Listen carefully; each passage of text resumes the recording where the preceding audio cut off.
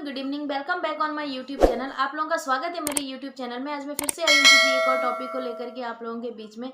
मेरे जो टॉपिक्स होते हैं वो अधिकारों की लड़ाई के लिए होते हैं या फिर लॉ से रिलेटेड होते हैं या संवैधानिक अधिकारों की मैं बात करती हूँ। मैं हमेशा से ये कहती आई हूँ सबको कि अपने अधिकारों की लड़ाई खुद लड़ें। जब तक आप खुद नहीं लड़ेंगे दूसरा आपका साथ कभी नहीं देगा, क्योंकि दूसरा नहीं समझ पाता है कि आपको क्या चाहिए।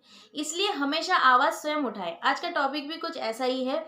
अब देखिए, रोजमर्रा की लाइफ में आप कहीं ना कहीं जाते हैं और कुछ ना कुछ वाक्य आप लोगों के साथ घटित हो ही जाता है।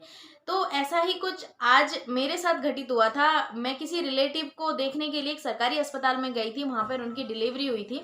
वहां पे कुछ चीजें मुझे देखने और सुनने को मिली। मैं उस विषय में आज बात करना चाहूंगी और ये भी कहना चाहूंगी कि ये चीजें होनी चाहिए थी या नहीं होनी चाहिए थी।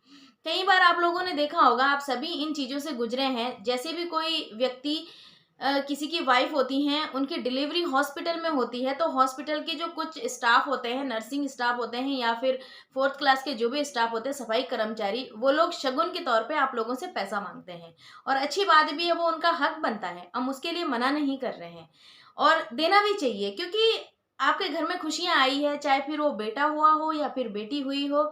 दोनों ही सूरतों में आपके घर में कोई ना कोई आया है, एक नया मेहमान आया है और उसमें खुशी खुशी हम लोग शगुन उनको देते हैं।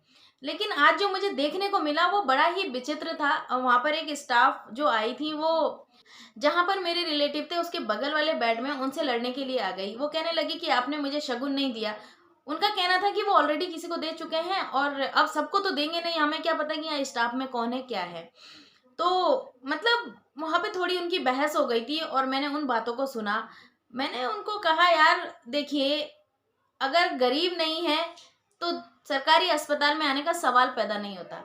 कोई बहुत ज़्यादा रिच है तो वो प्राइवेट हॉस्पिटल में जाकर के इलाज कराएगा, लेकिन वो सरकारी सुविधाओं का लाभ लेने के लिए इसलिए आया है क्योंकि उसके पास इतना खर्चा नहीं है और वो नहीं दे सकता आपको।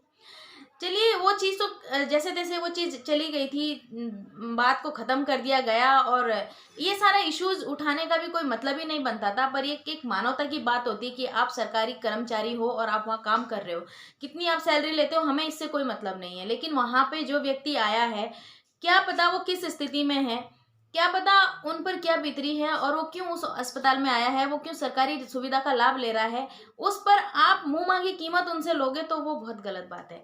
वो चीज़ एक बहुत बेकार है। जबकि मेरी वहाँ पर जब बात हुई थी तो मैंने उनसे ये तक कहा कि ठीक है, आपको हम पैसा देते हैं, आप एक अपना पर्ची लेकर के आ जाइए। सरकारी अस्पताल की ओर से जो जारी होती है उसमें लिखा रहता है कि भाई ये देना कंपलसरी है, तो हम देते हैं। लेकिन इसका कोई जवाब उनके पास नहीं था। अब आते हैं दूसरी बात पर। बगल में बेड पे एक महिला वहाँ पर थी, उनके एक जो जिससे ड्रिप चढ़ती है उसमें एक कैनुला हाथ पे लगा हुआ था, शायद उनको पेन हो रहा था। तो उन्होंने वहाँ के स्टाफ को बुलवाया कि मुझे पेन हो रहा है, आप इसे निकाल दीजिए। लेकिन वो जब आई तो उनकी जो बातें मैंने वहाँ पर सुनी वो मुझे बहुत बुरी लगी बातें।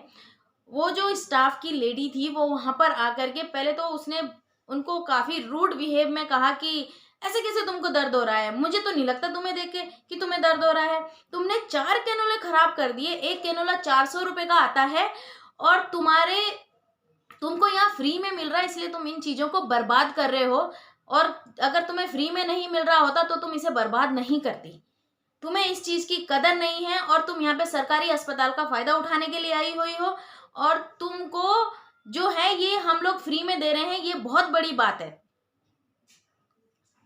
ताज्जुब की बात है, वो महिला इस तरीके से बिहेव कर रही थी वो लेडी से।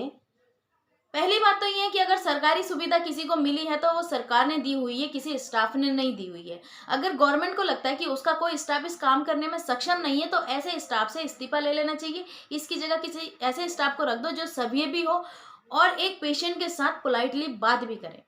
ये कोई तरीका नहीं होता है बात करने का पेशेंट के साथ कि आप ये कह रहे हो कि आप घर से नहीं लेकर के आए हो, ये सरकारी मिल रहा है तुमको, तुमको ये खैरात में मिल रहा है और इसलिए तुम इस चीज़ का गलत फ़ायदा उठा रहे हो। मतलब आप एक ऐसी जगह पर हो जहाँ पर एक पेशेंट जो होता है वो बहुत तकलीफ में होता है, चाहे वो डिलीवरी हुई हो, चाहे किसी का ऑपरेशन हुआ हो, चाहे किसी भी हाल में हुआ हो। लेकिन इस तरीके की बातें करना किसी भी स्टाफ को शोभा नहीं देता। लेकिन हर चीज़ पे लड़ाई झगड़ा तो नहीं हो सकता ना। अब वो महिला ने पलटकर उनको जवाब नहीं दिया, ना कुछ बोला। अब उन्होंने जब कुछ नहीं बोला, क्योंकि वो खुद के लिए शायद लड़ना ही नहीं चाहती थी, उन्हें लग रहा है कि हाँ हमें फ्री में मिल रहा है तो हमें ये खैराती दी जा रही है तो हमें इनका सुनना पड़ेगा।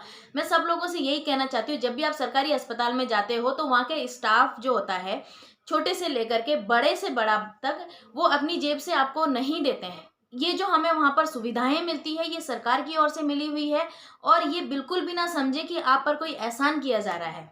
अगर इसमें स्टाफ को दिक्कत है तो वो इस्तीफा दे दें, और नहीं तो फिर वो सरकार से कहें कि इन सुविधाओं को बंद करा दिया जाए। आज के लिए मेरी वीडियो में सिर्फ इतना ही है। नेक्स्ट मैं फिर किसी वीडियो में बात करने के लिए आऊँगी। Thank you so much.